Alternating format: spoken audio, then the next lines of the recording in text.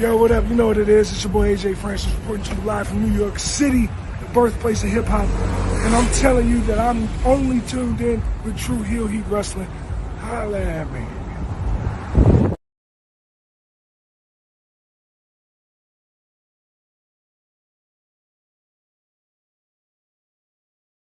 What's going on, everybody?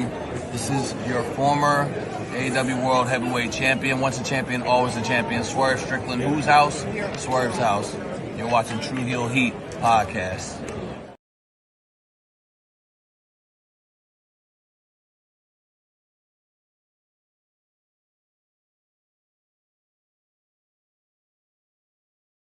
Hello everyone, it's the hardcore legend Mick Foley wishing a nice day to everyone there, right there at True Heel Heat. Yeah!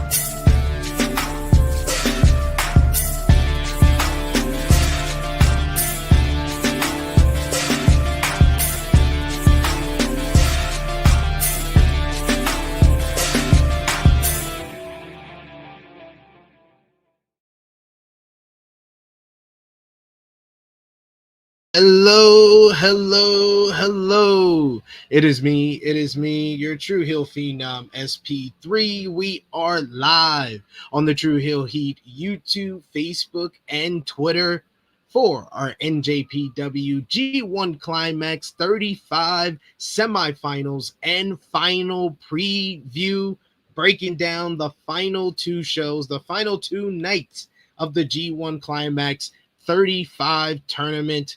And of course, to do that, I'm going to be joined by the MC of the past, present, and future of New Japan Pro Wrestling here on the True Heel Heat YouTube channel. It is your boy, J-News. How you feeling, J-News? Long time no see. Long time no see, ladies and gents. It's been an interesting tournament, has it not, SP3? For better or worse, right. It has been interesting. It's been an interesting tournament, to say the least. We've already got our good folk hitting up the chat, expressing themselves about what's been going on and things of that nature. So we'll get through that. Yeah, it's been a time. It's been a time. So we should break this down and see as to where everybody's at. And yes. And of course, we appreciate y'all if you're joining us live. Appreciate y'all if you're watching us on demand. Either way, show your appreciation back. The simplest way possible is by dropping a thumbs up on this video. You can share this video with all your NJPW and wrestling family, friends, and fans on all your favorite social media platforms. If you are new to the True Heel Heat YouTube channel, hit that subscribe button, hit the bell to stay notified for all the great content here. And of course, if you're joining us live, you could sound off in the live chat. If you're watching us on demand, comment down below. Give us your final predictions. Did your original predictions come true? And what is your final predictions for the final four of the G1 Climax, which starts tomorrow morning and ends on Sunday morning for us in the US? And of course, it's in the evening and afternoon time. There's been varying on the time starts over in Japan, but sound off in the live chat with the same stuff. And of course, if you're feeling generous, you want to give back to what we do here, you can show your appreciation back in the simplest way possible is by just commenting in the live chat. But if you want to show some extra support, you can send a super chat donation. Any dollar amount matters. It goes back to contributors that you see on screen with us here, and we always appreciate the support. We got already in the chat, call me Mr. Banda with a super chat donation, says, I'm going bald in honor of Shooter. Tear emoji, heartbreak emoji. The shooter community, you know, I got a lot of flack last year for G1 Climax 34 when my real prediction was Shota Umino would main event the Tokyo Dome. So I was right in the long run, but it wasn't through the G1 Climax tournament. So I was not going to pick him in this year's tournament. And again, he disappoints people. He got further this year than any other year. He made it to the playoffs, at least this year. What did you think from we discussed before we went live here, pull back the curtain, that J-News has been kind of a casual follower of the G1 Climax, you would say, since the tournament started? Yeah. I'm not gonna lie to the people. Why would I lie to the people? Folks, I'm gonna be as transparent as possible right now. I watched night 1, I watched night 2, and I've watched the last 3 nights of the G1. And I'm gonna tell you why. I'm gonna tell you the exact same thing I told SP3. The exact moment I became disinterested in New Japan Pro Wrestling for this summer was the moment that Hiroki Goto lost the IWGP World Heavyweight Championship. I became disinterested. And as of that King of the North fake fan, brother, for all intents and purposes, you can have that. I'm gonna let that ride. I'm not into the back and forth and the confrontation, man. I'm trying to leave all that behind at this point. He's like, I'm too old for this stuff, man. You see the gray in my beard, son? You see how stressed I look half the damn time? I ain't with this BS. You've been defending New Japan for years. You've been shooting in this gym. You've taken enough bullets. Ain't nobody gonna take away. Ain't nobody gonna take away my freaking fandom. Look, man, it goes through its lows, like legit. For whatever reason, as like I told you, man, from the gut, like when Goto lost the belt, I was like, what am I going to be watching this for at the end of the day? And I tried, bro. I tried. Like I sat there the first 2 nights and I was like, yeah, this ain't hitting, man. Like I don't have. Yeah. We did our predictions and everything, and I said, yo, Tsuji in the finals. Tsuji's gonna win. That's the goal. That's where we're going. And then, like we were talking about, because I keep up with the highlights and I see what the conversation is online about what's going on in the G1. People shitting all over Tsuji's G1 run.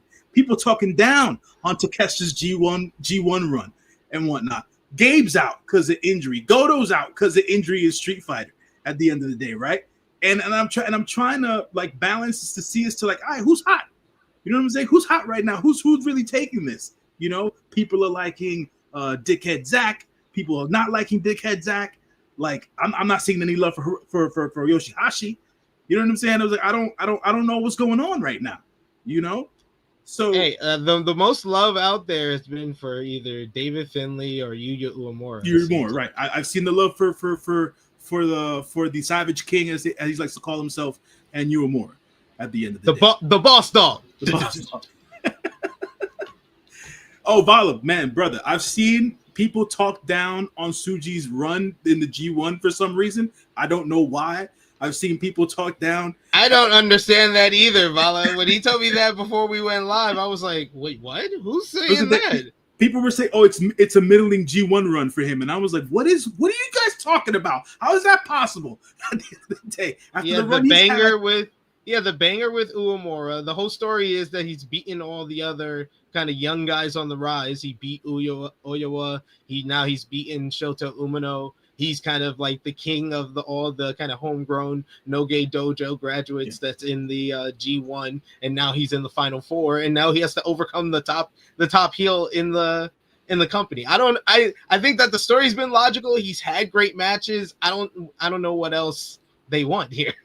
Yeah, but I think the most telling thing about this whole entire tournament, and because I was keeping intact with the highlights, social media, and I kept on going back to the board on NJPW1972.com.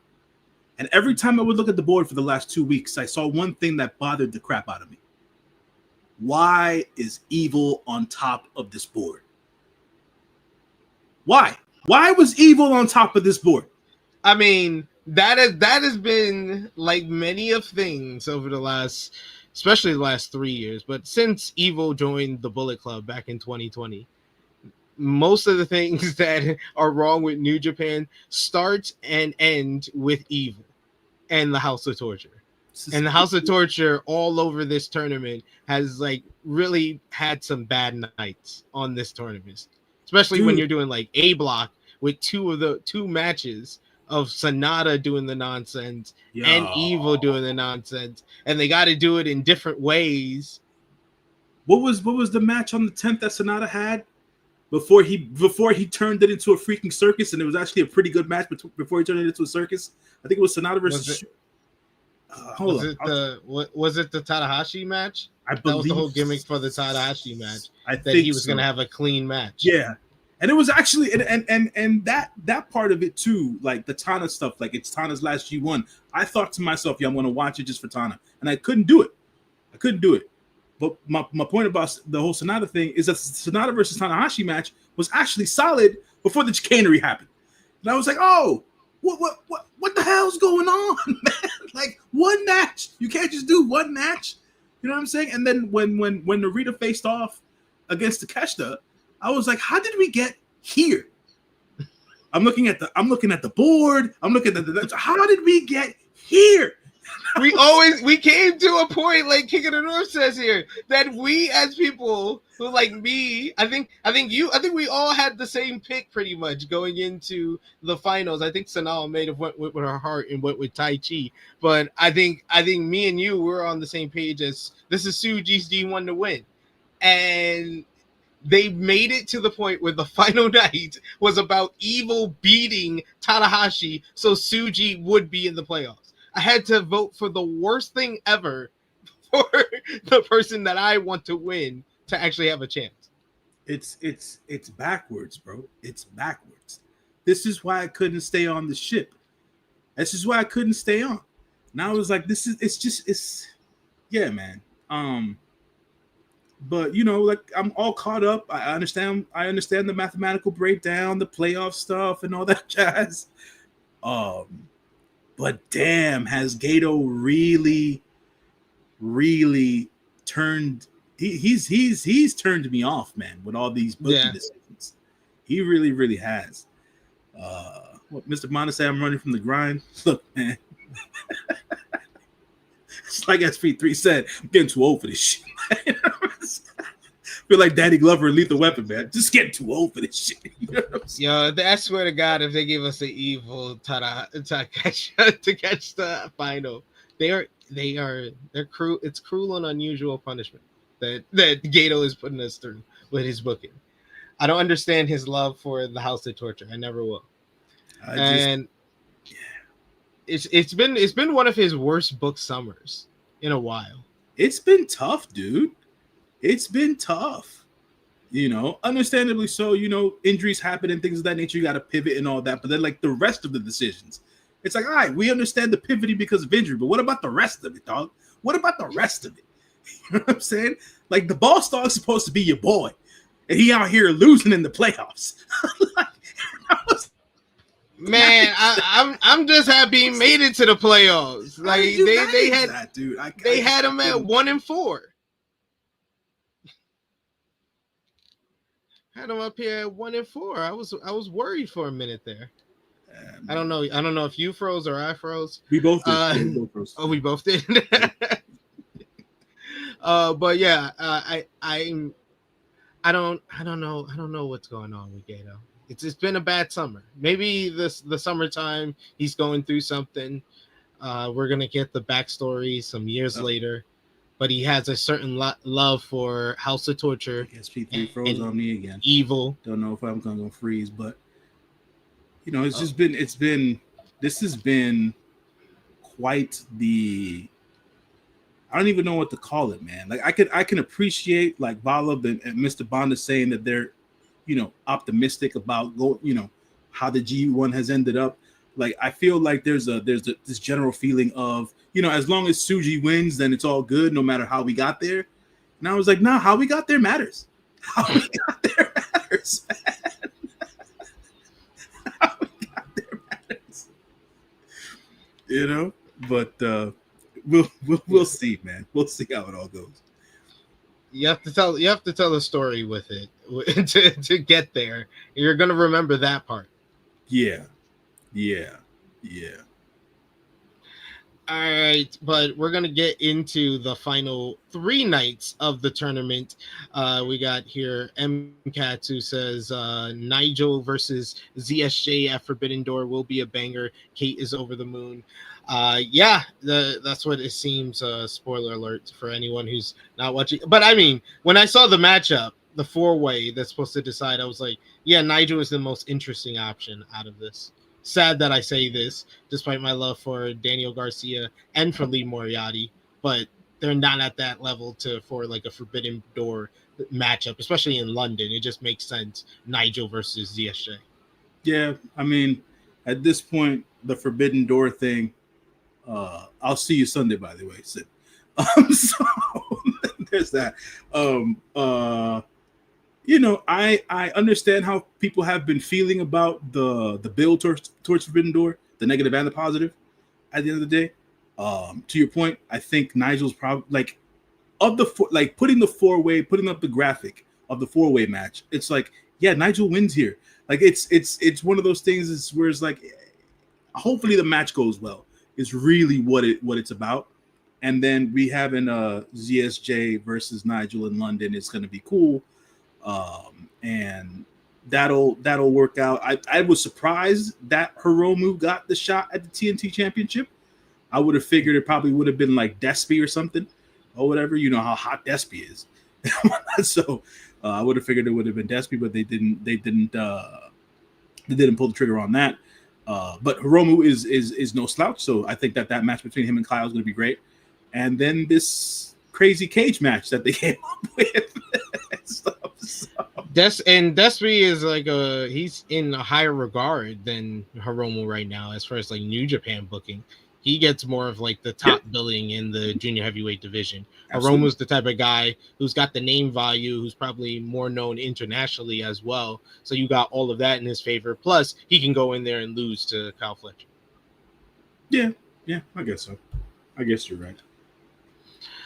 So we got Big Man Dogs who says, listen, NJPW has been stinky. The less NJPW, the better. Wow. But it can't be Forbidden Door if it's like that. Like change the name. That's what exactly. That was my only gripe. It's like, yeah, you can still have a pay-per-view. It just doesn't have to be Forbidden Door. You know what I'm saying? It could have been like some sort of a special crossover event. And then for all intents and purposes, Forbidden Door is supposed to be New Japan, AEW, and CMLL. The only CMLL representation on the card right now is Persephone. Good. By all means, I mean, thank God. I mean, I'm a fan. But at the end of the day, you already know that like Mystico and Masquerada Dorada, they're gonna get added like at the last minute. They should either be they're gonna be on like a thrown on matchup on the main card or a 0 hour. More than likely 0 hour. They should, but I felt like they were working towards the whole MJF versus Mystico match, because MJF has his match versus Zandokan Jr. tonight. He'll beat Zandokan, and I would have figured Mystico probably would have came out, done something, and then they could have led to Forbidden Door, and we could have had Hanger and MJF at All Out. Like, I would have been cool with that. You know what I'm saying? But they didn't even do that. So, you know, it's there's that. There's that about it. Yeah. I think you also forgot that Despy is like the current IWGP Junior Heavyweight Champion. That doesn't make sense for him to lose, to come in and lose. Yeah, you want the New Japan fans to be upset about that. Yeah. We got King of the North who says Mystico versus MJF is for the anniversary show, September. Anniversary. In September. Right. That makes sense. Yeah, I think that's going to probably be title versus mass, more than likely. We shall see. We shall see. That's why MJF made it a world title. It's a world title now, J-News. Right. I mean, at the end of the day, titles don't mean shit in CMLL. They just don't. But they don't. But yeah, to your they point, really MJF made it a world title. Yes. All right, let's go through the A block final and then the B block final from this past week. You had the A block final night. First match, you had Boltin Oleg. He picked up the victory over Tai Chi with the Kamikaze. It's been a good tournament for Boltin Oleg as far as like record wise. He went 5-4. No real big like standout best matches of the tournament throughout his. He just had solid to good matches throughout the tournament. This one with Tai Chi was very good. I thought Tai Chi was like one of the MVPs of the tournament, whether it was his match against Yuya Uemura early on in the tournament. The match with Finley was a great matchup. He had his match with Tsuji and Uyawa that were particular great matches. And Colin Newman in Kurgan Hall was another great matchup between those two in Kurgan Hall once again in the tournament. So Tai Chi, what did you think about, from the outside looking in, not watching everything that he did, about his tournament, and Boltin Oleg as never openweight champion, finishing out with 10 points? They had to keep, for all intents and purposes, when it comes to the G1, the majority of the time, if you're a champion going into the G1, you're going to end up with a winning record, right? It doesn't necessarily mean you're going to have a strong G1, but as long as you come out with, plus points, you're neutral at the end of the day, and that's where Boltin Oleg ended up. I saw Tai Chi being highlighted throughout the entire tournament. Like, anytime I would go online, it was a Tai Chi video, and I was like, okay, all right, so our holy emperor is doing the damn thing. At the end of the day, that's the way that I saw it, at least. So I could appreciate that, and man, he's the senpai for a lot of these dudes nowadays, the newer guys and whatnot. The last couple of nights he was having tag matches with Yasuda and freaking and Shomakato, stuff like that. So it was interesting to see him do that. Big man dogs. No, I have not warmed up to Oleg Boltin, but I can be fair. So I can be fair, though. I have not warmed up to Oleg Boltin. It is what it is there. But yeah, I think that between Tai Chi and Shingo, of course, those two guys being the super vets, along with other guys in the blocks as well, but those two guys being the main, more or less, stars of the vets. They had strong tournaments, so I can appreciate, at least from the outside looking in, seeing that. And yeah, man, just want to see where they're going to go with Tai Chi in the future. If he's eventually ever going to get a shot at Zack Sabre Jr. in that IWGP World Heavyweight Championship, I really want to see that match.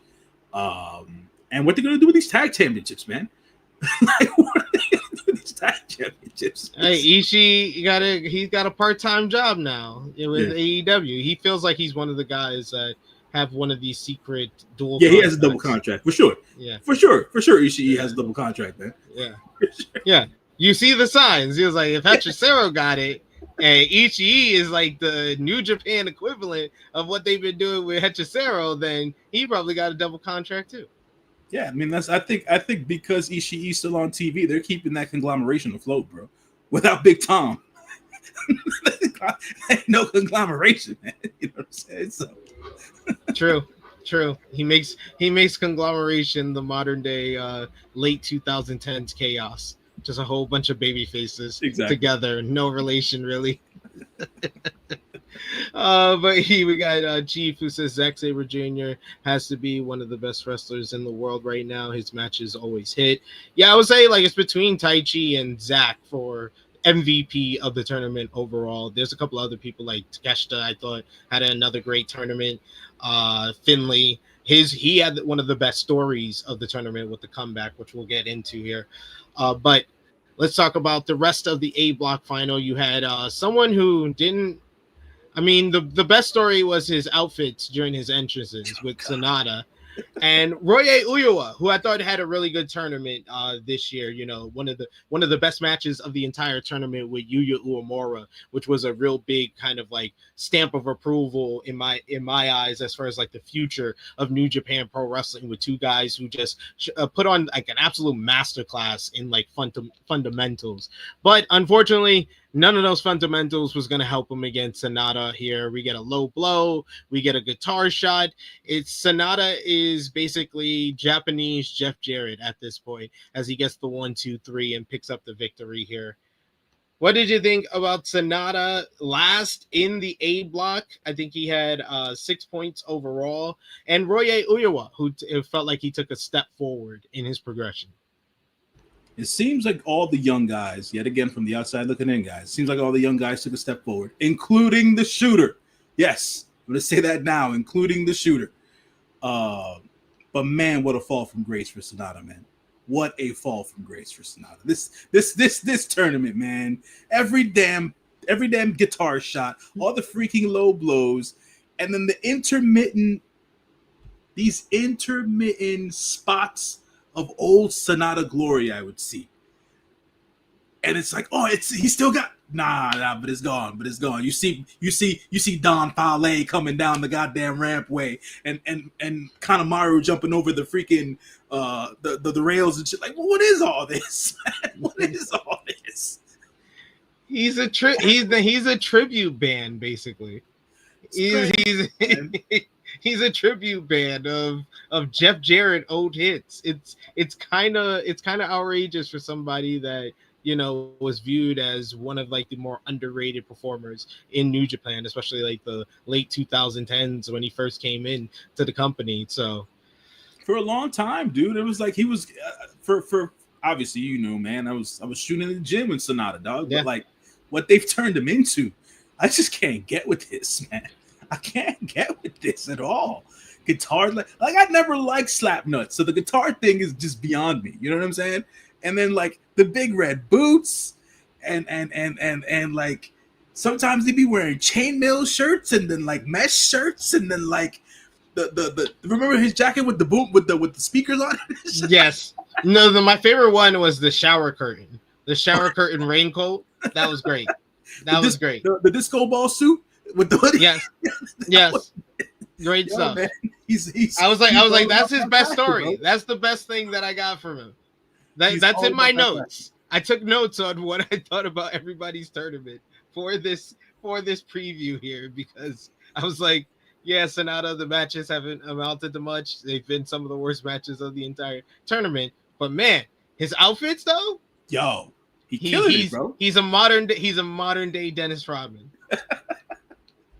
He's killing it, man. Jesus. Chief says, looks like Sonata is having an internal crisis. Possibly. You never know. And he says, King of the North says the Giant Gonzalez onesie. Oh my God. That was a choice. I saw that online and I was like, what is he wearing? What is that? Is that airbrush? You gotta give it up to commitment. Commitment is so good. All right. Then we had up next, we had Yota Tsuji going one-on-one with Callum Newman.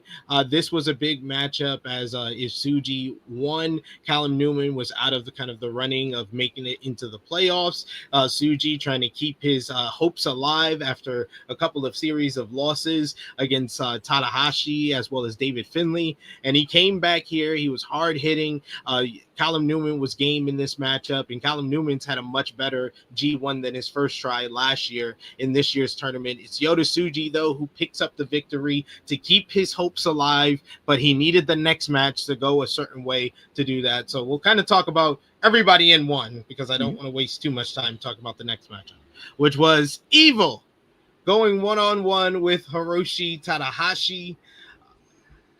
Evil says that he was going to play this one right down the middle. He was going to have an honest wrestling matchup with Tanahashi, and he did that for most of the matchup. But if you believed any of that, I have a bridge in Brooklyn I would love to sell you, because I can get rich over your stupidity if you believe Evil for a second here. I was just like, I'm just waiting for the other shoe to drop. It took about 10, 11 minutes, but eventually it comes into play. We get the outside interference from the House of Torture. We get powder to the eyes. You get Evil hitting Everything is Evil. 1, 2, 3. Evil picks up the victory, and he moves on. He wins A block of the G1 Climax tournament. He is number 1, going straight to the semifinals tomorrow morning. And Hiroshi Tanahashi loses in this fashion in his final G1 matchup. Well, I mean, Tana got to 101 wins, most wins in G1 history of all time. So it's not like he needed anything else. It is weird to see 2 powder spots during a wrestling week. I must say that. If there was a blown powder spot by Stokely Hathaway on AEW, yes, it was blown, because he almost damn near missed Adam Copeland, and then I see picture perfect Evil Mr. Fuji to the face type shit to Tanahashi, and we land here. I must say I'm with Mr. Banda on from what I saw from highlights and things of that nature in regards to Callum Newman. I think he took a strong step forward in this G1. He looked good. He looked good. His offense has varied quite a bit from where he started a couple of years ago. So I am definitely impressed by that. He's still 22 years old, so he's got time at the end of the day. Yeah. I think the best story that they told is he's becoming basically this generation's Prince Devitt. Yes, because they named him the Prince. Yes. And he's using the double stomp and everything, and I was yes. like, "Come on, guys!" I was like, next thing you know, he's teasing that he's going heel, which I think is the best direction for the entire United Empire at this point. If the unit goes heel, yeah, I just don't want him to freaking join the House of Torture and shit. So no. The whole unit. That's why I'm saying, like, that's why I didn't say, oh, Callum Newman turned heel, because if I just have him turn heel on United Empire, that's a whole unit that is just going to get absorbed into this whole vortex of House of Torture versus Hontai. So I don't want that to happen. I want Callum Newman to be the new leader of United Empire, and United Empire turns heel with him. All I need is for Callum Newman to start using that Bloody Sunday as a freaking finisher, and it's a wrap, son. We got a whole new Prince, and the Princess Curse. Exactly. There we go. Genesis J says the day Evil becomes face is the day when we will wonder if Gato still works there. No.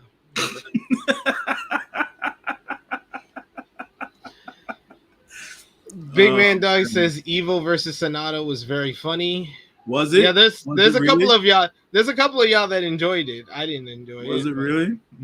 I doubt some people enjoyed it. Some people enjoyed it. I can't deny it. Big Man Dog says apparently a NJPW guy did a meet and greet with students and asked who their favorite wrestler was. Almost in unison, they said Evil. I was like, new Evil propaganda unlocked. Laughing emoji. It goes to show. It goes to show the sensibilities between the East and the West, right? What we find funny, what we find entertaining, what the differences are. Yeah, man, props to those kids, but they don't know no better. You know what I'm saying? Yeah, not all kids are right. They are the future, but they don't tell you what future. Exactly. Oh man. We got Mr. Bondo who says those students are obsessed with mediocrity. They surround themselves with losers. They hang out with the House of Torture. Jeez.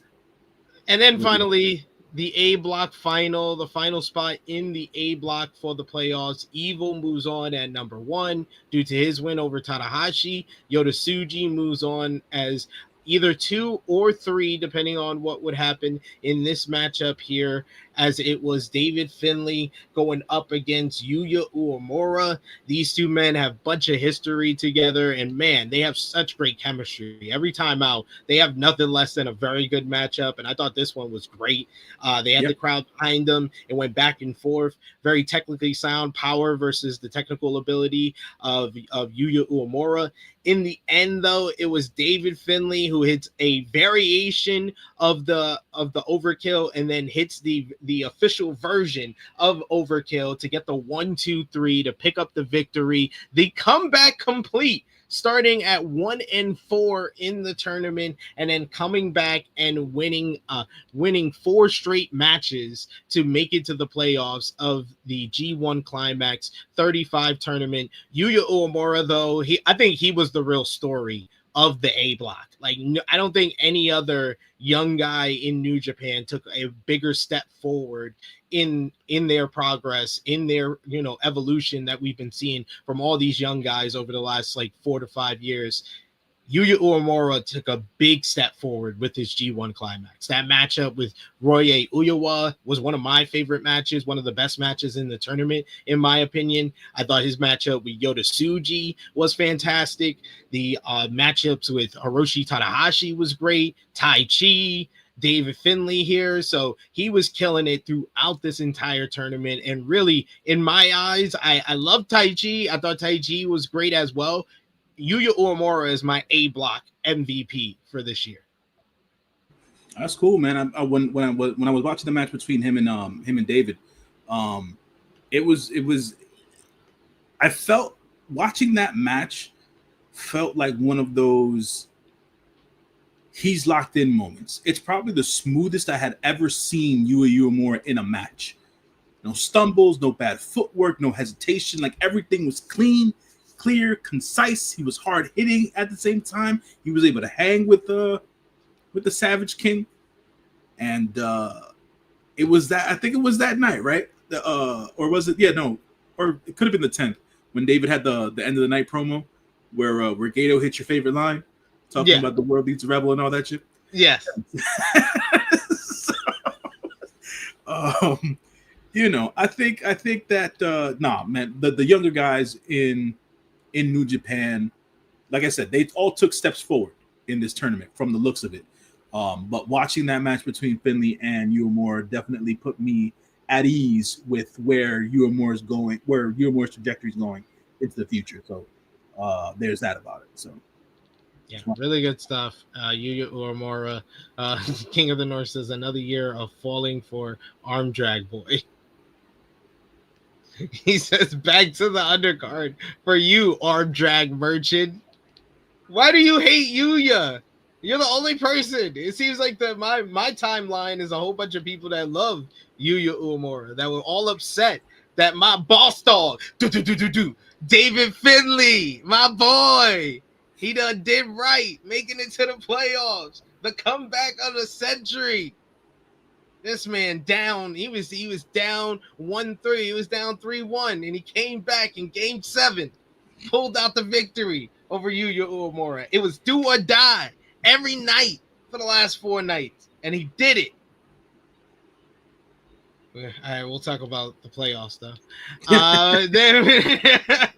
So that is the 3 for the A block. You had Evil in 1, you had David Finlay at 2, and Yota Tsuji at 3. Were you surprised that it was these 3? What was do you remember what your original pick for the A block was?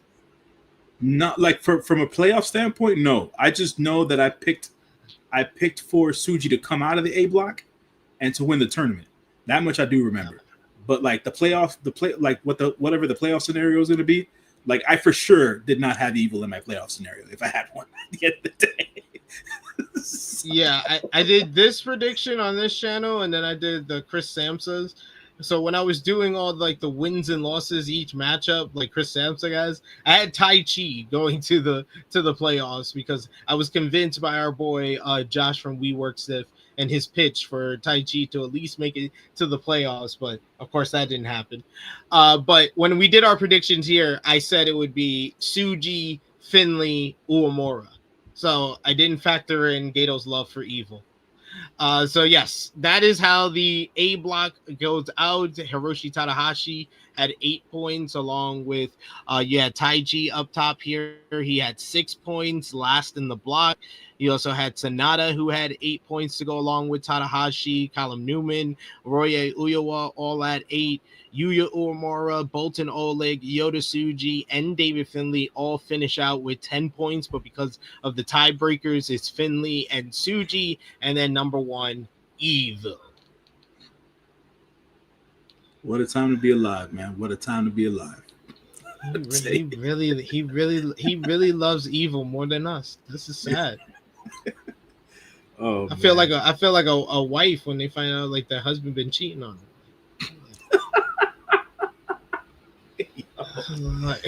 Oh man, he really don't love he really loves him more than our enjoyment as fans. This is sad. We got King of the North who says Tsuji greater than Uemura, greater than Uemura. I don't agree with that many greater thans. I am on the bandwagon that Tsuji is first up. He's first up.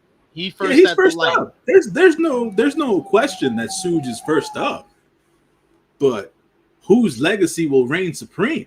We shall see. Is really the question at the end of the day. No shade. You know me. I'm on board with Big Suge. You know what I'm saying? But Uemura, man, he's coming up. He's on the come up. That's gonna be your Tokyo Dome main event in like 2-3 years. Absolutely. He says I have propaganda to spread. At least he knows. At least he calls it what it is. I appreciate that, King of the North.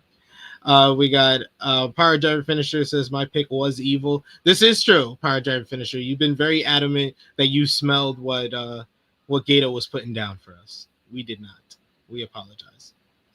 All right, let's talk about the B block final. Before we get into B block final, we weren't able to talk about it because we didn't know it when we previewed the G1 Climax. What do you think about the impact of Gabe Kidd's injury was on this entire tournament? I thought that was like a big factor in, the discussion and people being down on the tournament, for better or worse, how people feel about Finley or not.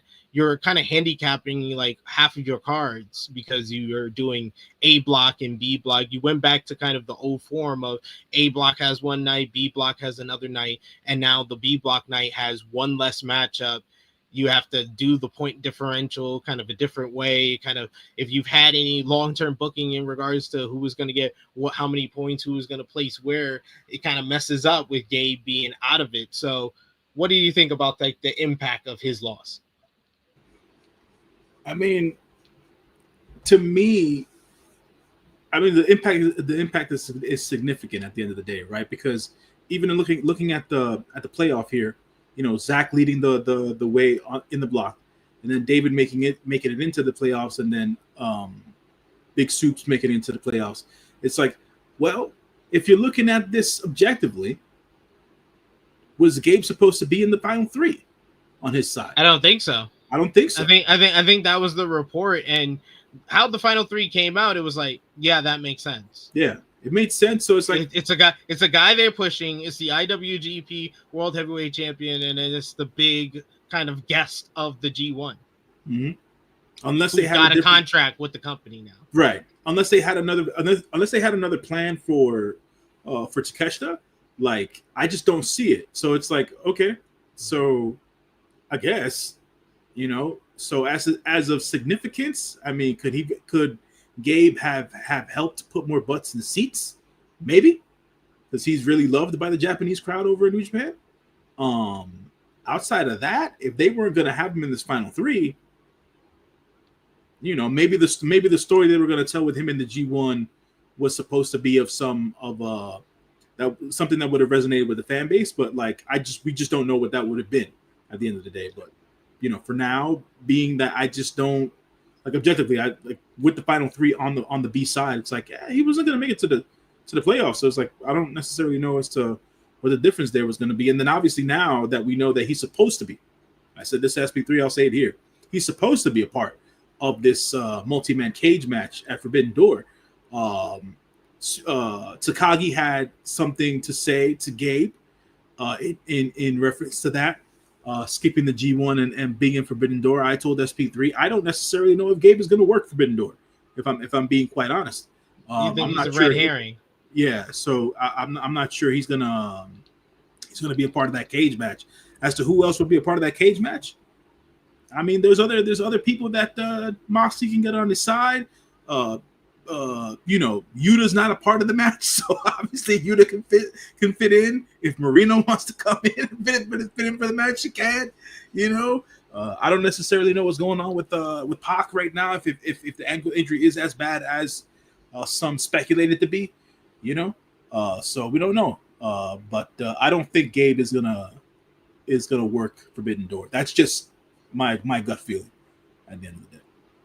All right, we'll see what happens there. And then we're going to talk about the B block final night here. First up, you had a rematch. Shingo Takagi going up against Drilla Maloney. This has kind of been the standard bearer for Drilla Maloney since he's come over to the heavyweight division this year. So they had another hard-hitting, high-impact type of matchup. It was all thriller, no filler. You had the gore a couple of times. Drilla kept going for the Drilla Killer multiple different times. He would kick out of the Burning Dragon, but he did not kick out of the last of the dragon, as Shingo Takagi picks up the victory here against Drilla Maloney, basically eliminating Drilla from having any chance of making the playoffs. Takagi was eliminated on the previous B block night after tiebreakers came through. So what do you think about kind of Shingo, where he has kind of filled in and he's taking the Tomohiro Ishii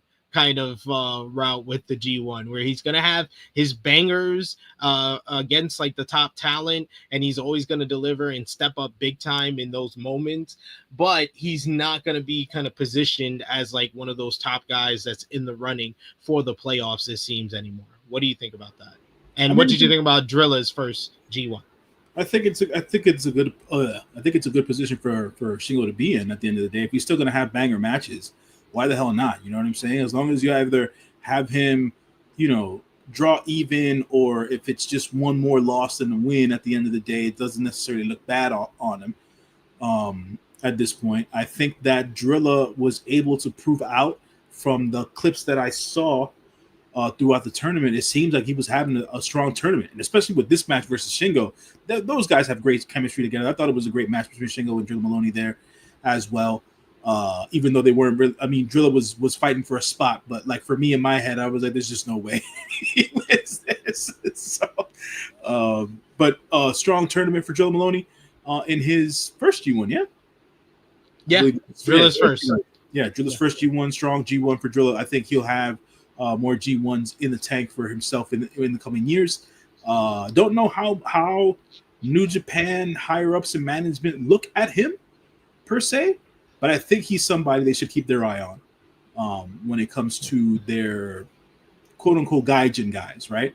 So yeah, he's somebody that they could definitely keep their eyes on and stuff like that, and the fans as well.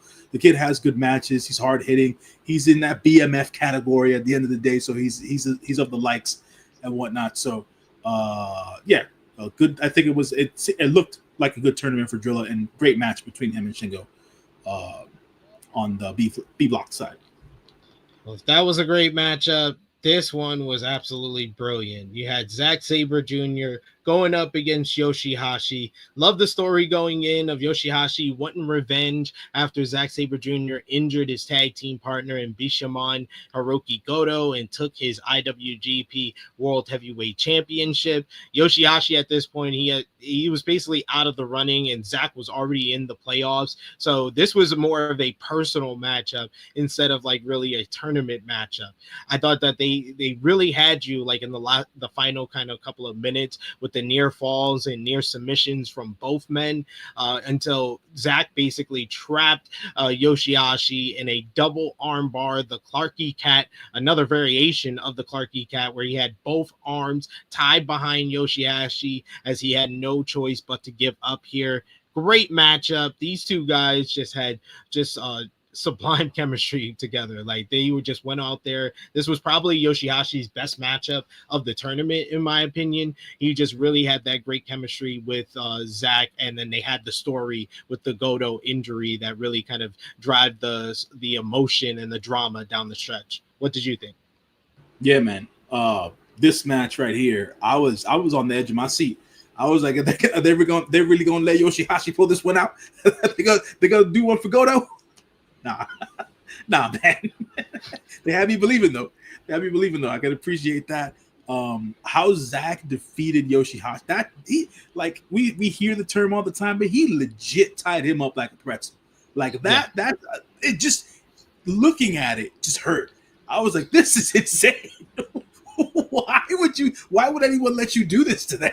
I was like, in my head, I'm there like, this is crazy, man. But a terrific match between those two. Their chemistry is something else, man. Like Yoshihashi's matches with Zack Sabre Jr.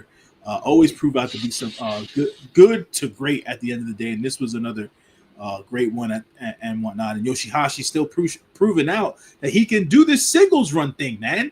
You know what I'm saying? So, but at the end of the day, we'll see as to what the rest of Yoshihashi's year looks like. We'll see if Goto makes a comeback this year. I don't know. You know what I'm saying? We're hoping over here. We're hoping. Please don't go Hollywood on us. We need you, Goto. Yeah, man. And yeah, man. But it was a terrific match between those two. Zack Sabre Jr. with his more stiffer strike preferences as he's been going at it this tournament. Like the few times he kicked Yoshihashi, I was like, God damn, bro, let up. Like, what is that about?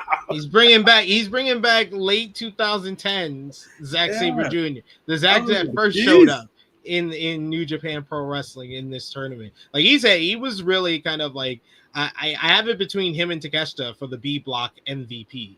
I can go either way. I can give it like a co MVP for the both of them because I thought they had the best matches, like consistently night in, night out. Every time I was watching a B block show, it was either Takeshita had the best match or Zack had the best match. And with Zack, he had a lot of people's best match of the entire tournament. Him and Drilla Maloney had a fantastic matchup. Him and Shingo Takagi was just more of the same, just the great matches that they always have together. Him and Takeshita, I thought was one of the best matches of the entire tournament. So I'm looking forward to the rematch tomorrow. But Zack had the most points overall of anybody in the G1 this year, 14 points. He did take losses to Shota Umino and Ren Narita. So we're going to have to see Ren Narita getting a shot at the IWGP. Losses from? Yes. Ren Narita and Shooter Umino? Yes. We're getting a Narita title match. Oh my God, man. Why do they keep pushing this Ren Narita agenda? Like, y'all cooked him. It wasn't us. Y'all cooked him. You know what I'm saying? Like, I don't get that. At all. Shooter I get because they've been trying to ham him up to the crowd forever at the end of the day. They're gonna keep giving that kid as many chances as possible until they either forcefully put the belt on him or the people riot and just really stop caring. But at this point, we're just gonna continue to get Shooter for as much as they want us to give us Shooter. Yeah, we'll see. I'm hopeful that we won't get Shooter because we already got Shooter earlier this year. So I'm thinking that it's gonna be a Narita title defense after the G1.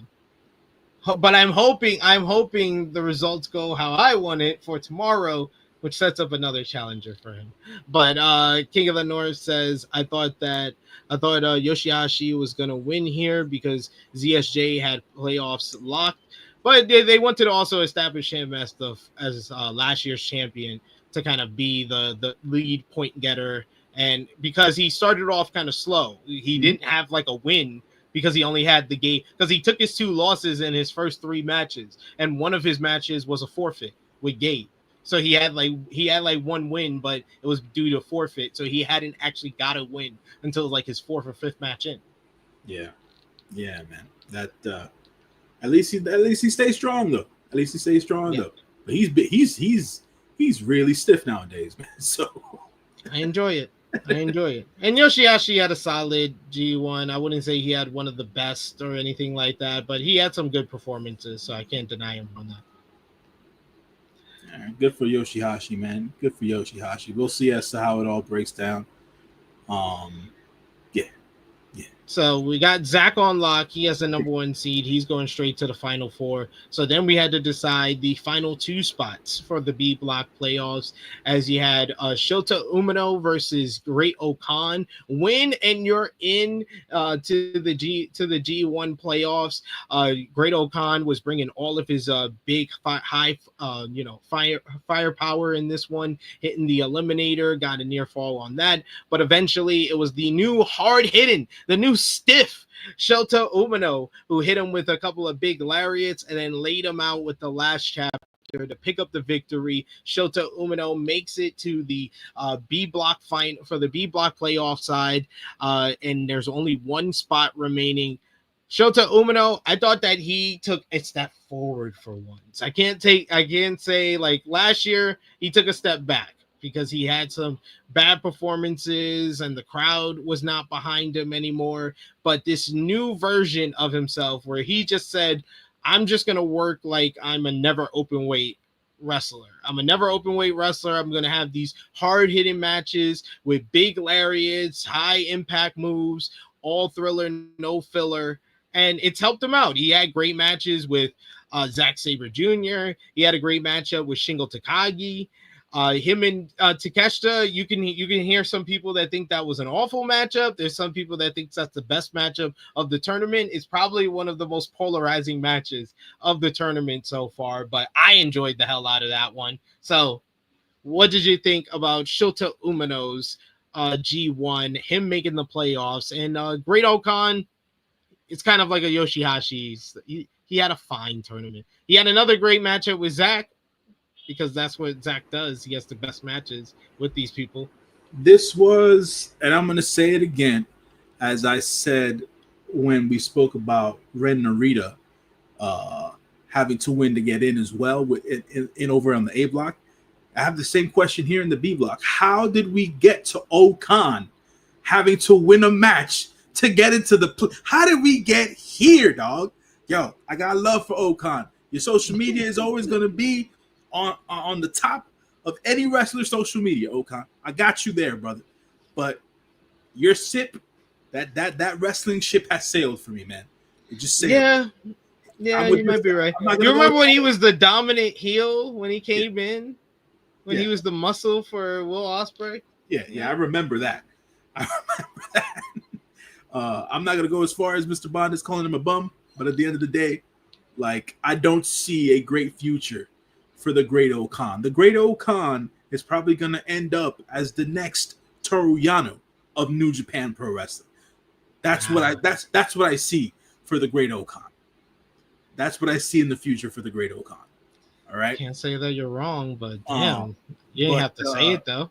As per Shooter Umino, it seems from a perception standpoint, just watching the clips and things of that nature, that he had a strong G1. You yourself just said just mentioned several different matches that were good matches for Shooter in this tournament.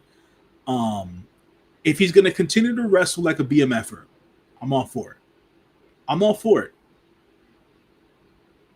The hair and the attire has to change. It just does. The hair and the attire has to change. It just doesn't match. It does not match him being a never open weight guy if we're going to go that route. you know, because when we get there and we talk about that match we had with Tsuji, boy, oh boy, that turned it around for me and Shooter Umino right there. But yeah, that attire and that hair gotta go, man. This gotta go. This guy, I know he's for the kids. I know Shooter's for the kids, but it's like it just doesn't match the persona now, man. It just doesn't. No, it doesn't. We got Genesis in the chat. Genesis J, thank you so much with a super chat donation saying, "Preach, J-News." Preaching for you. Appreciate you, Genesis. Appreciate you. Yeah, so he couldn't send it. So he had to use his phone. So, thank you, Genesis. We appreciate you. Always looking out for us. We appreciate it. But yes, Great Okan, yeah, it kind of is it is what it is with Great Okan at this point. So Shota Umino, I'm proud of him for taking all the criticism and coming out on the other side with a different version of himself. He still has work to do, but at least he's a different version of himself. Yeah, it seems like the tournament has been a net positive for him. So can't knock him. Can't knock him. And then finally, we had the final B block spot being determined here, as it was Ren Narita going up against Konosuke Takeshita. I was basically being apprehensive about this. I really thought that Gato was going to screw us, and he was going to have Ren Narita get this victory. That's how much PTSD I have in New Japan's booking at this point. That I think that it's a good idea for Ren Narita to win a matchup to make it to the G1 playoffs. So yeah, that's where I was at. But no, it was Konosuke Takeshita actually overcoming all the interference from the House of Torture, but Don Fale and Kanemaru. He took care of all of them. He eventually hits a whole bunch of big moves. The power drive knee, the world class forearm to the back of the head, and then he snapped Ren Narita's head, and then locked on his Cobra Clutch submission, which has been picking him up victory after victory, including that first win in the G1 against Gabe Kidd, where he injured Gabe Kidd. So it's kind of like that's like his break glass in case of emergency submission move, and that gives Konosuke Takeshita the final spot in the playoffs for the G1 Climax 35 tournament. J-News, what did you think about Ren Narita, who basically said, "I'm gonna go out here and put on one of my best matches I've had since like my excursion against Zack Sabre Jr. on the first night," and then turns around and just says, "No, I'm just gonna do the lazy stuff that House of Torture has taught me to do, because that's the way I get heat. Heat is the best decision for me in this tournament." He had his moments, but it just flattens out to basically be evil light. At the end of the day, man, this is the way that the House of Torture operates, right? Each one of them, and Walker was saying it during commentary. Shouts to Walker for doing the majority of the tournament by himself. Jesus Christ. But there's that, and then he was saying it during throughout the tournament. Like, the House of Torture has some of the best professional wrestlers on the planet on their side, but then they decide for the chicanery and the hijinks and the shenanigans, and it's like we forget that the skill is so high because of all this perpetration at the end of during these matches. And it's like, what do we need this for? You know? But yeah, look, was this Narita's best match in a long period of time? I'd say so.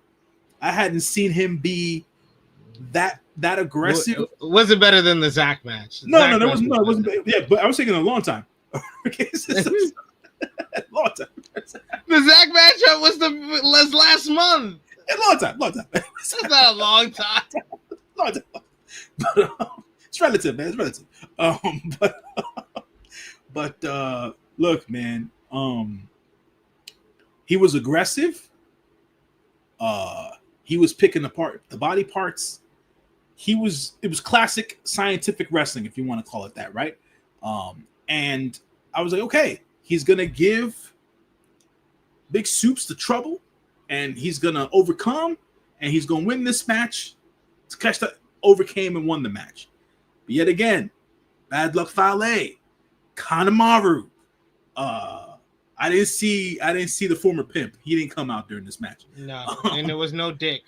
There was no dick. So you always have to they held the dick. They held the dick back. You always have to make sure you're keeping your head on a swivel, when it comes to these House of Torture matches. And mind you, he had Rocky out there with him. So Rocky was flanking Takeshita and stuff like that. Still outnumbered at the end of the day. But Takeshita pulled it out with his I'd say a modified version of a chicken wing that he's using, really. But but outside of that, good enough match until the shenanigans started. So there was that. Takeshita with the chicken wing gets the win. Genesis J says, remember when Ren was supposed to be the next Shibata? Good times.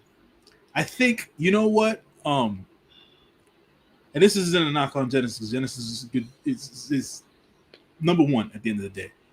But I think that did hinder him for a while. People looking at him like he was supposed to be the next Shibata. I thought that they would use the House of Torture thing to springboard him into something else, but they've stuck with it, and him sticking with it has him as a lost cause at the end of the day. So he's gotten all the bad traits and none of the good ones. Exactly. We got King of the North says, I completely disagree. Tournament Okan is so fire. So he enjoyed Tournament Okan this year. Look, man. I'm all about people pushing agendas. It's your good brother J-News. I'm all about people pushing agendas. You know what I'm saying? But this right, pushing agendas is one thing, but falsehoods and propaganda are another. That's all I gotta say. See, you should be like the poster child for don't push New Japan agendas because of the state of Sonata. Yeah. Like you should be the poster boy. Yeah, absolutely. Genesis J says nothing but love, J-News. I agree with you. There you go. Yeah. No. Like the Red Narita, like the Red Narita shit pisses me off to a degree that like sometimes I just want to wring Gato's neck. Like, what are you doing with these guys, dude? What are you doing with that? Fix this. But that is the big three from the B block. Zack Sabre Jr. in first place, Shota Umino, I think he's in second place. Yeah, second place. And then Konosuke Takeshita in third place for the B block. Any disputes on these top three? I think none of us had this as our top three for this year's tournament. I think a bunch of us had Gabe going to at least going to the playoffs. Yeah. I had Takeshita. I think I had Zack. And no, I think I had Shooter and Gabe. I think I had all three of the young guys going through. I thought Zack, we just gave you the title. We don't need to give you everything. But they kept them strong in this year's tournament. So what do you think how everything panned out in the B block? I mean, it panned out the way it panned out, bro. Shooter got in there.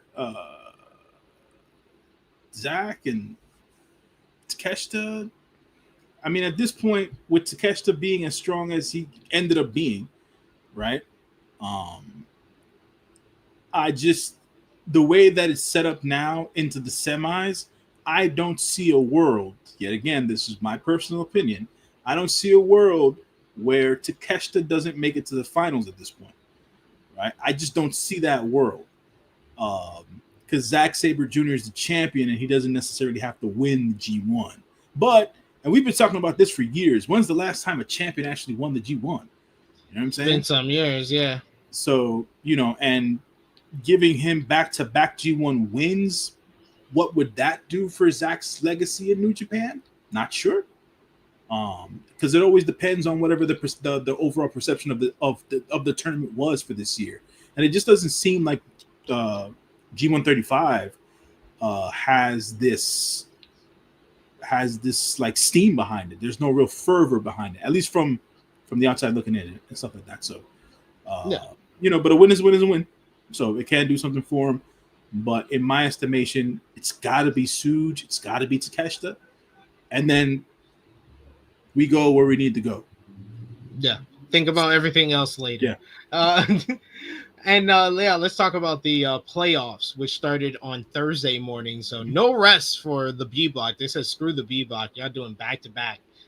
You win and you're in the playoffs in those final two spots, you are going straight into the playoffs in Kurgan Hall. So the setting was on fire for this first playoff matchup, as you had a number 3 from the B block versus number 2 from the A block, as Takeshita went up against Finley. And these two guys went out there and had an absolute banger in Kurgan Hall. Like this was a Takeshita match to remind everybody how good he is, for people to see who keep denying how good David Finley has been in 2025. You had the great storytelling with Finley going after the injured knee of Takeshita early on, and that became his focus of the matchup. Takeshita, he was trying to use a table, and he also had the other kind of storyline layer of him wanting revenge for Gabe Kidd after Takeshita took out his fellow War Dog in the first match of the tournament. He puts them through those tables at ringside with the double power bomb. He tried to get a count out victory, but Takeshita would not stay down. He kept fighting. He kept coming forward. This Kurgan crowd was on fire for the final stretch of the matchup, where we had close near falls on the Into Oblivion, on the power drive knee, on the Blue Thunder bomb. In the end, it was Takeshita who just basically obliterated David Finley at the end, like world-class forearm, power drive knee, and then finally the Raging Fire, 1, 2, 3. Konosuke Takeshita moves on. It's the furthest he's been in the G1. He made it to the playoffs last year, but now he is one step closer. He makes it to the Final Four, to the semifinals, where he has a chance to get a revenge once again. He got revenge on Finley for the loss in the G1 last year, and now he looks for revenge for his loss in this year's tournament against Zack Sabre Jr. tomorrow morning in the G1 Climax 35 semifinals. David Finley, man, like I said, I think he's had one of the best stories of the tournament, with the whole comeback and kind of having a crisis of confidence after losing the dog collar matchup to Evil, and then going 1-4 to start the tournament, but making the comeback, having his kind of Jay White in 2019, 2020 comeback that he had when he started out 0-4 and making it all the way through. I like the fact that they kind of build up Finley, and the fact that he had the chance to be the first person to win the New Japan Cup and the G1 in the same year. But like I said before, I think that Konosuke Takeshita, though, he had one of the best tournaments of anybody, like banger after banger, including this matchup right here. I was waiting for them to remind everybody how good he is, because I think that he had matches that were on this level, but he didn't have them on every night. He needed to be across the ring from two of the best in the world. I think his best two matches were the Zack Sabre Jr. matchup, which was just such a like superb clash of styles, and then him and Shingo Takagi giving us the matchup that they should have gave us at Wrestle Kingdom earlier this year, and then having one of the best New Japan matches of the year, in my opinion. So what did you think about Takeshita's tournament overall, him making the Final Four, and the Finley comeback story, and this matchup here? First, the matchup. I thought that the matchup was tremendous, man. That freaking flapjack power bomb thing he gave to David over the top of his head was unreal. Yeah, man, big soups. Takeshita can't, in my eyes, he can't do any wrong right now. Like, the dude is just one of the best pound for pound, bell to bell professional wrestlers you can have on any roster. And he signed to 3 of them right now. So get paid, brother, get paid. So that's that. You know what, man, for all intents and purposes, I'm not going to sit here and say I like the guy. I'm not going to sit here and get on this bandwagon. But there are times where your good brother J-News can be fair. And the boss dog, a.k.a. the Savage King, had a nice story here in the G1. 1, 2, he almost made it all the way back. 3, He hit the big soup wall, so he wasn't going to get through that. And then 4, someone said it in the chat before I had a chance to say it. Call me Mr. Bonda. I've been calling for this for a while now. Hey, man. Hey, if he gets kicked out of the War Dogs, it's not like it was going to be a surprise. You know what I'm saying? He been losing. He been losing. Gabe lost all his matches in the tournament. He had a better record than Drilla Maloney, he just won the New Japan Cup. What are we talking about? You can't win the big one, man. You can't win the big one. Disgusting. You see these? Do you see these fair weather fans?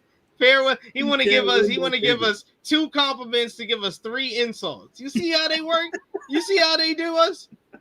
We got Genesis J in the chat with a super chat donation. Thank you so much, Genesis J, for the support. He says, best match in the G1, but laugh my fucking ass off. That's right, man. He's laughing at just like me.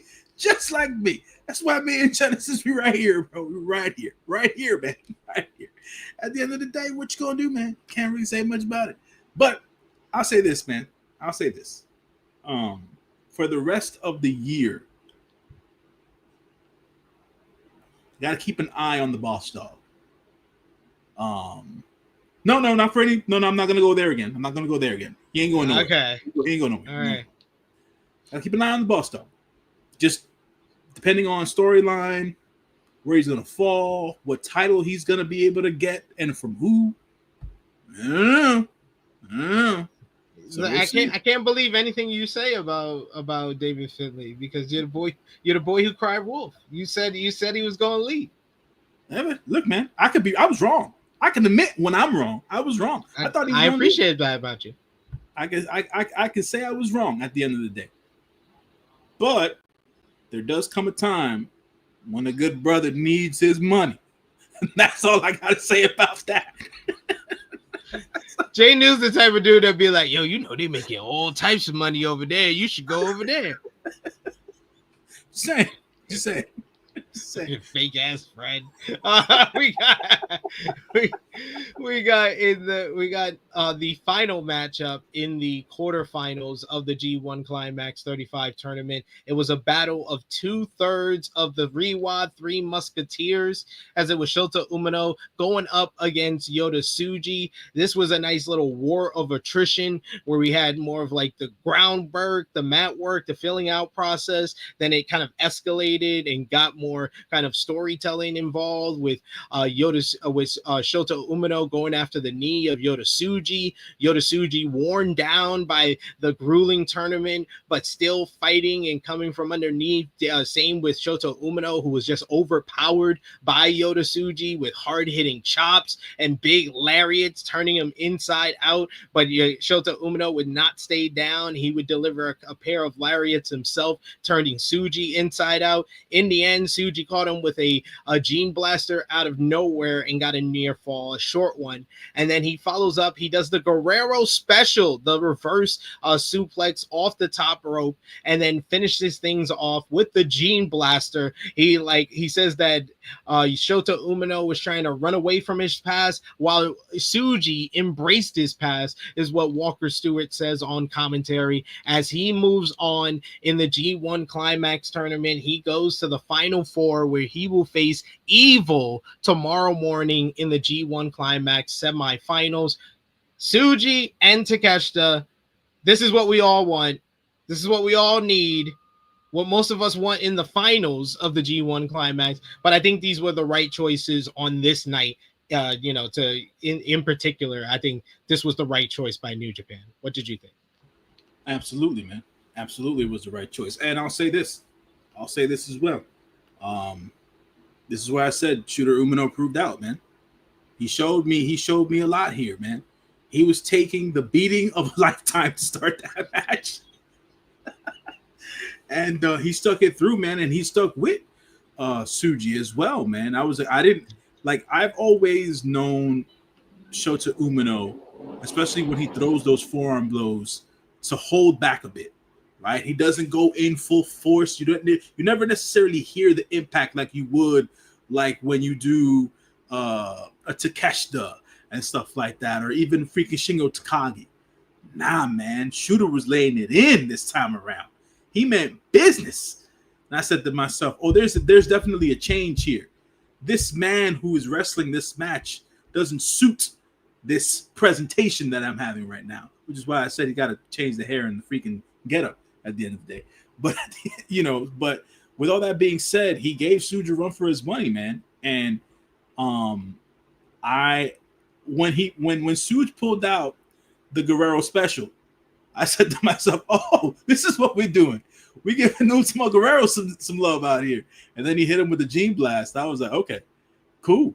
The combo moves always usually do it, right? Because he did hit the Gene Blast before, but Shooter kicked out during the match and stuff like that. And that was the short one. That wasn't from distance. Exactly. It wasn't from distance and stuff like that. They've been doing that in a couple of his G1 matches this year. Yeah, I feel like if Shooter would have hit the last chapter, it would have been a wrap. But we didn't get there. So we didn't get there, but it was probably, I would say this matchup or the Zack matchup was probably Shooter's best match of the tournament. Yeah, I would imagine that being that Zack had the great tournament that you're saying that he had, Shooter's match with him probably went well. Obviously this match with Tsuji went well, so these guys are going to be seeing each other for the next decade or so. So we'll see how that turns over.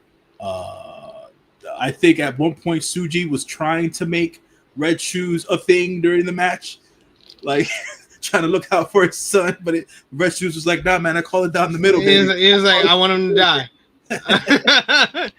King of the North says Trunk Tsuji making the hoes holler in the entrance. I did laugh at the girl that you could hear the woman cheering that on more than anyone in the audience in Kurgan Hall. You definitely heard the girls. There was an audible gasp in the crowd when he took the Marlowe jacket off. But we all know now, right? When Tsuji wears the trunks, is go time at the end of the day. So I know Walker mentioned it the last time that Tsuji wore the trunks was with his match with Gabe Kidd and stuff like that earlier in the year. And obviously we know how that turned out. So man, good win here for Big Tsuji. This is what I wanted at the end of the day. Continues to steam forward my agenda, so I'm all for it at the end of the day. Genesis J says, I've never been so conflicted on an NJPW wrestler until Shooter came to my life. You want to love him, but you just can't. We got King of the North who says Red Shoes Odas not missing the young goat's hand at the end because he was worried about his failure son. Hey, why are we picking on Shooter? He got a good performance. You won, King of the North. I know you're a Tsuji fan. You won. Why you got to kick him while he's down? Yeah, man. Shooter, and mind you, Shooter stayed in there while Tsuji was on the mic for a bit of time, and he had to get rolled out by one of the young lions and stuff like that. So, but Tsuji showed him love. Tsuji said, "Hey, man, you showed up to the dance and you gave me the work, but you didn't win. So." Appreciate you. Get out of my ring. Call me Mr. Vonda says, felt those open hand chops from my living room. Even my sister was laughing at how loud they were. Yeah, those were lethal. Those were lethal. I would say the better of the two matches was the Takeshita and Finley matchup, but that's no slight against Shooter and Tsuji. That was an excellent matchup there. Excellent main event to close out the playoffs. I agree. So this is how it stands heading into tomorrow morning, the semifinals of the G1 Climax 35 tournament. You got Evil over on A block side at the number 1 spot, making it all the way to the semis. He faces Yota Tsuji after his victory over Shoto Umino. And you also got Zack Sabre Jr., the IWGP World Heavyweight Champion, the man with the most points in this year's G1, making it straight to the semifinals against Konosuke Takeshita, coming off his win against David Finlay in the playoffs, in the quarterfinals. And tomorrow morning, we got a couple of matches matches here, preliminary matches, which can sometimes tell us what's going to come next. Not this match, but the New Japan Dads teaming up with against the Young Lions, or teaming up with the Young Lion against the Young Lion. You also got Hontai, you got El Phantasmo, Hiroshi Tanahashi, and is that? Oh yeah, that is Morishima teaming up to face United Empire, which I'm hoping we get more signs of United Empire turning heel, since they're facing kind of some of the top baby faces for the Hontai side here.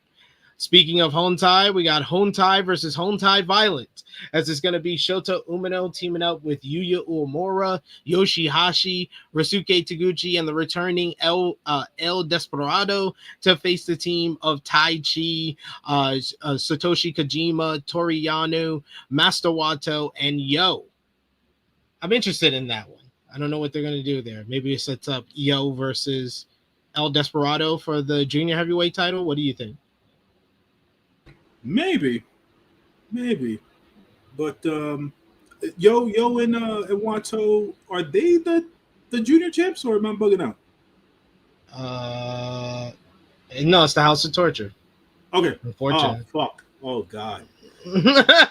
I said unfortunately. Yeah. Thanks for reminding me. I didn't appreciate that at all. Then you got more tag team action here, as more Hontai, as you got Bolton Oleg teaming up with Honma to verse House of Tortures, Don Fale, and Yujiro Takahashi. I hope the House of Torture side does not win this damn matchup. You know what this is for me, man? You know what this is for me? This is one of those matches where I say, hey, to all my good brothers in this match, I appreciate y'all. Get your paycheck, but I'm going to take this piss real quick because I'm not watching this. I'll tell you that right now. I respect the choice. I do. I don't blame you. We got also on the card TMDK. It's going to be Roye Uyawa, Kosei Fujita coming back to New Japan, and Hartley Jackson, the winner of this year's C Block, as they're going to be facing the House of Tortures, Ren Narita, Doki, and Sho. So maybe we get some setup for the the Ichiban Sweet Boys getting a shot at House of Torture for the junior tag team titles. But also, this could also be setting up Ren Narita being the first challenger for Zack out of the tournament. Yeah, that's true. Then we got unaffiliated De Japón. We got Dake Nagai teaming up with Shingo Takagi to verse David Finlay and Gato. I wouldn't mind more David Finlay versus Shingo. They always have great matches together. Wouldn't mind that. Yeah, I'm just looking forward to Dake Nagai putting Gato in the Boston Crab. Absolutely. Give him the win. Please. Yeah. Give him the win. Then we got the War Dogs versus House of Torture. It's going to be Drilla Maloney and Taiji Ishimori going up against Sanada and Yoshinobu Kanemaru. I'm going to guess House of Torture wins, unfortunately. Yeah. I'm going to go with the War Dogs here. Okay. Just because, I just can't side with the House of Torture. That's really what it is. Fair. That is fair. All right. It is now time, J-News. Are you ready for the predictions of the semifinals of the G1 Climax 35 tournament, the Final Four? We got the semi-main event. It's going to be Yota Tsuji going up against Evil. Evil defeated Yota Tsuji in the New Japan Cup earlier this year. Tsuji got his win back when he successfully defended the Global Heavyweight Championship in the spring. And then those two men met again earlier in the G1 Climax tournament, as they were both in the A block, where Evil defeated Yota Tsuji thanks to help from the House of Torture. Will House of Torture be a factor in this matchup again? Of course. Will it make a difference? Can it stop Tsuji Mania? And will Evil make his first G1 Climax final? What do you think wins? To answer that last part of your question, absolutely not. Big Suge for the win here.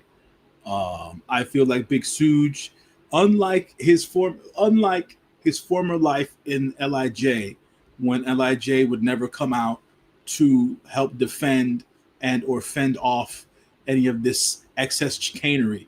The unaffiliated is a different monster. So I feel that he will get protected here.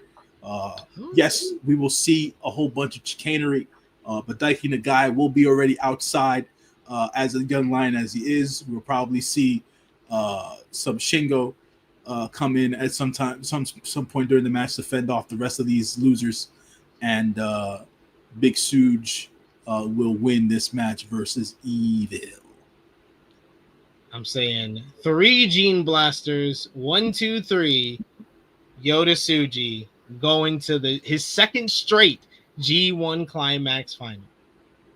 I appreciate it. Will he face the same man that he faced last year in the finals is the question, J-News. Because the main event tomorrow morning is a rematch of one of the best matches of the tournament. Zack Sabre Jr. going up against Konosuke Takeshita. These two men had a great kind of clash of styles with Takeshita's versatility, showing that he can be more technical, but he's all about the hard-hitting strikes. He's all about the high firepower with his offense and the big high-impact moves that he's able to hit. While Zack Sabre Jr. came in with a game plan, he eventually loses that game plan because it seemed like Takeshita had an answer for every move he was able to throw at him and have a reversal out of all of his submissions until Zack just said, I'm going to choke you to death. I'm drowning, but I'm going to use your body to survive this, and you're going to drown instead of me. And in the end, it was Zack tapping Takeshita out with a rear naked choke to get the victory and earn 2 points in the B block. Can Zack do that again and make it to his second straight G1 Climax tournament? And can he become the first Gaijin to go back-to-back in the G1 Climax tournament? Or will Takeshita make it to his first G1 final? Who do you got here? For the sake of variety, differentiation, unique storytelling, I am going to go with Big Soups for the win. And eventually somewhere down the road, I forget who said it in the chat, but somebody said it, where if Takeshita beats ZSJ in this match, it'll probably set up a future IWGP World Heavyweight Championship shot. Either in a big show in Japan or whatever their final US show is here in the States this year. So I can definitely see that happening. So I think Big Soups wins. And it should be Takeshita versus Suge in the finals. And we finally get Big Suge the win that he needs in order to get to that Wrestle Kingdom match on January 4th. That's how I look at it. Yeah, this is kind of a no-brainer to me. When they won in the playoffs, it's like, yeah, these are the two guys that should probably be in the finals. Because, Zack, we've seen it before. We saw it last year. He's already the champion. He doesn't need to make a final. Evil is evil, so there's no reason to even think twice about that. So the good choice here is Tsuji, who's the guy that you're building up. He's the first young guy that seems like you're going to crown, so you need him to be in that position. And Takeshita is a big visitor who has a contract with y'all, who y'all can big up. And it really felt like that's why I thought he was one of the favorites to make it to the finals, because him losing the Never Openweight Championship before the tournament, we always say one of the rules for picking these tournaments is who's losing a big championship right before the tournament starts. That is usually who they're going to give a big push to in the tournament. So it makes sense with Tsuji dropping the global title and Takeshita dropping the Never title at Dominion that it comes down to those two in the finals on Sunday. Yeah. That's definitely the way that I see it. Big Soups in that final, and Suge for the win, man. I've been saying it from the jump. It's the only way to go. Now, if it's gonna be Suge versus Zack Sabre Jr. at Wrestle Kingdom, I guess, and hopefully that match goes better than Zack's match with Shooter at Wrestle Kingdom. Yes. So that's the big hope there. But there is a world where Takeshita here, if he loses in the G1 final, because I expect him to win against Zack, he's not going to stay off that Forbidden Door card. He's going to be a part of it somehow, some way. And I don't know if they'll throw him in one of those preliminary matches, or I don't know if we finally Callis family versus the Ops. Sure. Just do that. Yeah, Doesn't take much thought, but yeah, just do that. We can do that. I guess the third member of the Callis family in this case would be Hechicero or Lance Archer. Yeah, Hechicero's not on the card. Okay. Josh Alexander's not on the card. Yeah. And Takeshita. Yeah. Yeah, that makes sense. Yeah. But they definitely, from an AEW standpoint, they definitely have to walk that. They definitely have to walk that path where we see Takeshita finally go 1-on-1 versus Kazuchika Okada. We have to start walking that path. So yes, yeah. I think that in a perfect world, that's your Continental Classic final. Do you think Okada would be part of the tournament, or just waiting for the winner? I would love for it to not involve him in the tournament, and the winner just gets a shot at him at like Revolution. So you can kind of have something big that you build up to for like Revolution at the start of the year, and then you have the Owen Hart Cup that builds up to All In the summer. That makes more sense to me than just Continental Classic. Oh, he's going to be in the tournament. Right. He's defending the title in the tournament. I think that's or do it like the G1 where the champion can be in the tournament, but it's about getting the points. It's not for the title, it's for an opportunity at the title, and if the champion wins, he gets to pick his next challenger. Yeah, there you go. Yeah, I like that.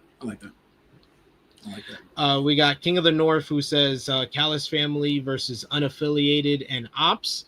Maybe. Yeah, could do an that. An all-star 10-man maybe. Yeah. And he says Archer, Josh, Hechicero, Rocky, and Takeshita versus Tsuji, Joe, Shibata, Hobbs, and Shingo. That sounds like fun. Yeah, sounds like fun to me. And it fits more on Forbidden Door than like 50% of the card. So absolutely. What do you think about Gabe being scheduled for the Forbidden Door and Tanahashi in the lights out steel cage matchup, which is just bananas because if it goes by what AEW has taught us over the last couple of years, this is your main event. Lights out matches are usually the show closer. Right. But yeah, maybe.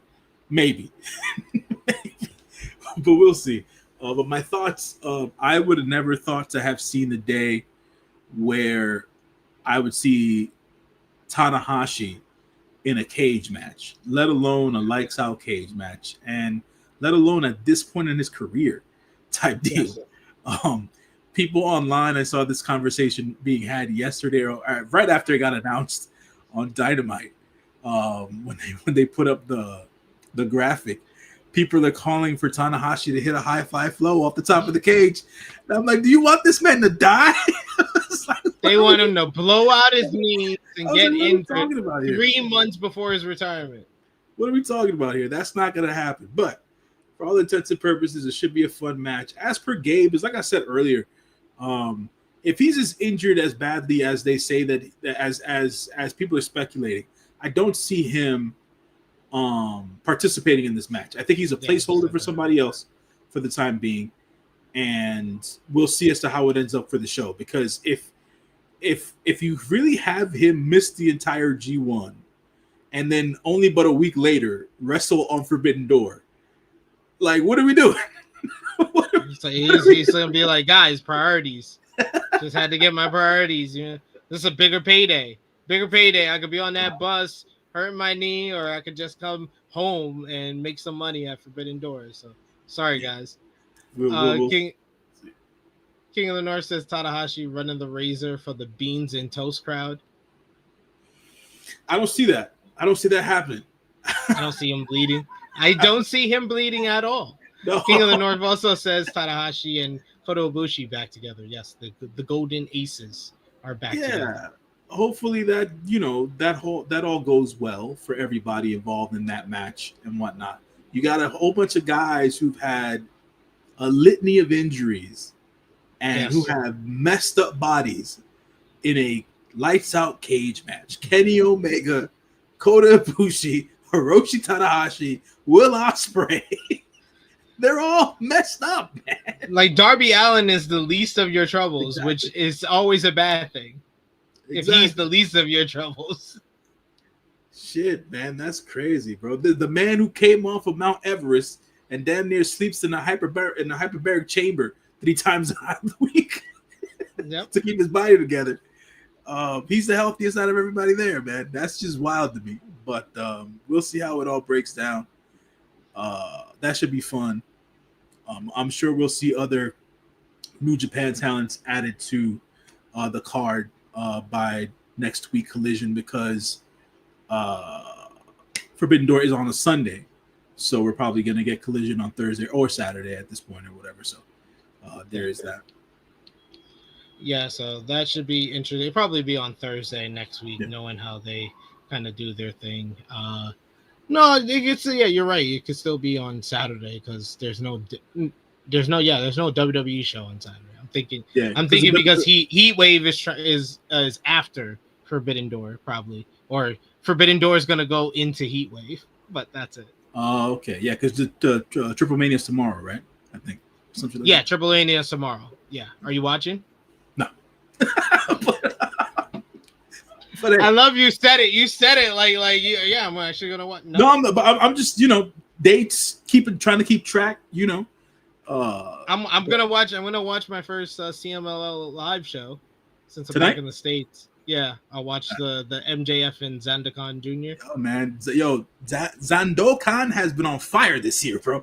So he's out here trying to take everybody's mask and all that shit, whatever the case is. So I actually wanted to see him make an appearance on Dynamite Collision, but that didn't end up happening.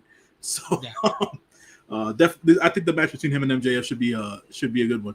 So hopefully that goes off without a hitch and all that jazz. But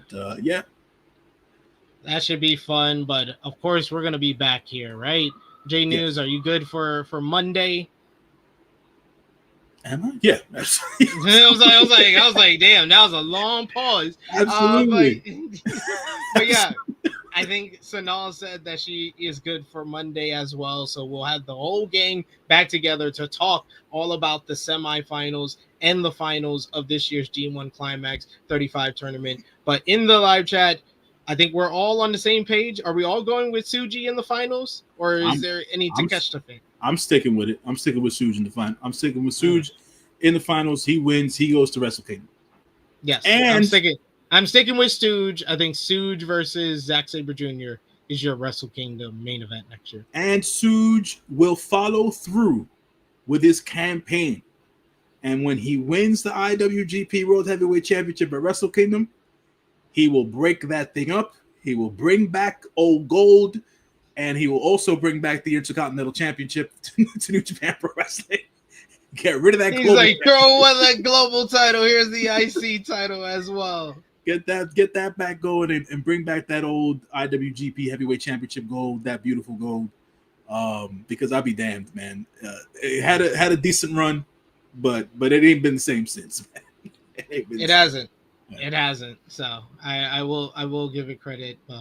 I think that Tsuji, this is Tsuji's destiny. It's his destiny to win this year's G1 and go on to Wrestle Kingdom. And Takeshita's had a hell of a run. And hopefully the match with Tsuji and Takeshita, we've seen from the first 2 times they faced each other in last year's tournament, they can deliver straight up bangers. Can they deliver one of the best matches of the year? Because that's kind of the bar for G1 Climax tournament. So something that I think we're going to do now yearly before when we're doing the semifinals and final previews. Give me your top G1 Climax finals that you have witnessed. Say again? Your top G1 Climax finals that you've seen. Oh, that I've seen? Yeah. Oh my God. Jesus. Oh man.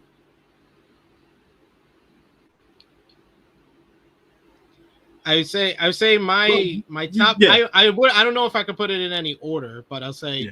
top 5 would be Tanahashi and Ibushi in Okay. 2018. Probably my number 1 is probably Omega Naito That's in what I was. 2017. Yeah, I was gonna go there. Yeah, that was gonna be my number 1 from off Yeah. top from the last decade or so. Yeah. Ospreay and Okada in 2022 was one of my favorites because that was Ospreay going to all the demons of Okada's past and Yeah. doing the V trigger and all of that stuff. So I remember that one vividly. Naito and Okada. So I'm really just judging from the last 10 or so years. These are like the best. This is the best. And Bushi and Jay White. That might be number 2. Bushi and Jay White in 2019. That's a good one. That is definitely a good one. I go way back in the Wayback Machine just because, 35 years ago was 1989, if I'm not mistaken. Jesus Christ, 89. Chono won 5. Of the 5 that Chono won, there was one specifically that I remember watching in the tape trading days, where it was him and Muto, but Muto was wearing the orange trunks, and that crowd was ridiculous, bro. I had never heard a crowd that loud until I started watching All Japan stuff later on in the decade or whatever. Yeah. And yeah, man, it was basically their 2 top faces because Chono wasn't a heel yet. Chono was still a good guy. Muto was it wasn't the Great Muta, it was just Keiji Muto, and they were the faces of the company, and they were in that G1 final, and the roof blew off the place, and it was one of the ones that Chono won. I forget what year it was. It could have been 91 or 90. I forget what year it was, but that's top 5 for me because that moment and how that place exploded was like nothing else I ever saw. Mind you, it was on tape, so the freaking the audio wasn't that great. So, but yeah, man, that match was something else. It was something. Yeah. Big Man Dogs is right. It was one of the first ones. I think it was 90 or 91 because in 89 was the first one. So that was the first G1. So I think it was 90 or 91 that they had that match. But man, I had never experienced a crowd like that. So that for me is definitely top 5. Kenny won in 2019. 2016. Kenny won. Yeah, him and Goto. Okay. Yeah, Big Man. Call me Mr. Bonda. Excuse me. He says his top 5 is Omega and Goto G1 26, Omega versus Naito G1 28, Ibushi versus White G1 29, Okada Ospreay, I think that was G1 32, and Naito versus Okada, which was G1 33. That Omega versus Goto G1 and 26, bro. That shit to me, that was great. I had ever seen in like 5 years at that point. I was like, what happened to Hiroki Goto between 2010 and now? How we got here? I was like, it's crazy, man. But yeah, like I forget so much of the matches I watch nowadays and whatnot because my brain capacity just isn't what it used to be at certain points. But there's certain matches that I remember that G126, that Goto match, it stuck with me. And I was like, man, where has this version of Goto been all this time? And then for us to get the version of Goto that we got in 2025, I was like, this was supposed to be him back then at the end of the day because he had the momentum back then. And then it was just still more of the same for that time period. So until we got it in 2025. So yeah, that's definitely a match that sticks out to me without question. Yeah, man. So that's good stuff. That's good stuff to remember. We got Genesis J who says, seeing that little girl cry when ZSJ defeated Naito made my day. Her dreams were crushed. I laughed. This match stuck with me because of that. The moments, man. The moments, right? It's the moments. It's the moments, man. Oh man, he said he crushed our dreams. I laughed. That was It's great. the moments, man. It's Great crazy. stuff. But yes, we've made it to the end of our preview here. Let us know in the comment section if you're watching us on demand what's your predictions for the G1 Climax 35 final days. And of course, we'll be talking about the semifinals tomorrow morning. I believe it's starting at 10:05 a.m. Eastern Time. The True I Hill believe Heat so, yeah. flagship podcast. We'll be talking about the semifinals of the G1 Climax from earlier in tomorrow morning, and then we'll also be giving our final predictions for the finals. But tomorrow morning, you can check it out, NJPWworld.com. I believe it's a 4 a.m. start time here in the States, so I don't know how that equivalates to everywhere else, but it's a 1 a.m. for you in the West Coast. If you're in California in the Pacific time zone, it's a reasonable time, I guess, to start. But J-News, let everybody know where they can follow you on social media. Thank you, as always, for joining me, good sir. And, of course, we'll be back on Monday to review both the semifinals and the finals of the G1. And will you be joining us for the Forbidden Door preview next Friday? Absolutely, man. You can check me out there. Hope to see Maggie on the call because she's always entertaining. But y'all can always check me out here on True Hill Heat, talking that New Japan goodness. Like SP3 said, I'll be back on Monday to review the finals for the G1. I'll be back next Friday to do the Forbidden Door preview, and I'll probably join in to do the review whenever we do the review for Forbidden Door, which will probably be the Monday. So there's that. Check me out Sunday afternoons, 1 p.m. Eastern Standard Time, the Hit the Ropes podcast, me and the lovely Dolores. You can check me out on the Twitter machine at JohnLYFNMG, and check me out on Instagram _JONJAY. Shout out to everybody in the chat always for their participation. Arigatou gozaimasu, Mr. Brown. So there's that. So yeah, shout out to everybody in the chat. Shout out to everybody who comes through to watch us talk about New Japan, man. We're one of the few podcasts that still does this. Shout out to the boys from We Work Stiff. They're always cool and good people, man. And yeah, just wanted to Peps Wrestling, who gave us a audio file for our preview of the entire tournament. So we've been having a couple of different voices talking about New Japan Pro Wrestling, so that's been fun. So hopefully you join us back here to conclude the G1 Climax 35 whole tournament with the final review on Monday. You can join us live tomorrow at 10:05 a.m. Eastern Time, the True Hill Heat flagship podcast, where we're talking about everything from this week, including WWE now using TNA in their proxy war against AEW and all the ramifications there, and the whole Karrion Kross situation. Is it a work? Is it not? We'll talk all about that tomorrow on the flagship. Check out last week. Just the thumbnail for tomorrow's True Hill Heat flagship podcast. So like I said, join us live at 10:05 a.m. Eastern Time. You can also check out AE Ramble episode 211 from yesterday with me and Jimmy reviewing AEW Dynamite. Check out our Triple Mania 33 preview from earlier this week discussing Saturday's show. I'll also be back probably on Sunday for a review of Triple Mania. If you can join us at patreon.com/Trio Heat, we got plenty of additional content like our GOAT match series, where this week we rewatched Swerve Strickland versus Bryan Danielson from Wembley Stadium last year at AEW All in London.